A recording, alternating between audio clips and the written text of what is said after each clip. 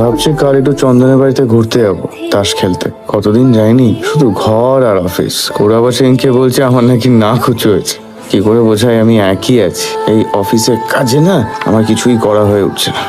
বলছিলাম ঘড়িটা কোথায় গো? কি গো ঘড়িটা কোথায়? কি হয়েছে তোমার? তুমি রুকুকে নিয়ে এখন ডিস্টার্ব আছো তাই তো? ডিস্টার্ব হওয়ার মতো যথেষ্ট কারণ আছে। ওদের ঝামঝামটা তুমি কেন করছো বলো তো? ওই রুকু তো বললো অফিস থেকে ফ্ল্যাট পেয়েছে, সেখানে কদিনের মধ্যে শিফট করে যাবে। তারপর ওখানে কি হচ্ছে না হচ্ছে তুমি জানতে পারবে? আমি না জানলেই তো সমস্যাটা মিটে যাচ্ছে না, সমস্যাটা তো থেকেই যাবে। হ্যাঁ, রুকু বলছিল নন্দিনী কোনো একটা মানসিক সমস্যা হচ্ছে। ঠিক আছে, ওটা ওদের প্রবলেম, ওরা বুঝে নেবে, ওরা সলভ না করে না, নেবে। একটা মিনিট। নন্দিনীর মানসিক সমস্যা আছে, এটা তোমাকে রুকু বললো? হ্যাঁ, রুকুর সাথে কথা হচ্ছিল।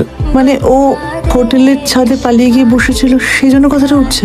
কই আমি তো বুঝতে পারিনি যে নন্দিনীর কোনো মানসিক সমস্যা আছে। তুমি পেরেছো? রুকু কি করেছে তুমি জানো? তোমার কোনো ধারণা আছে?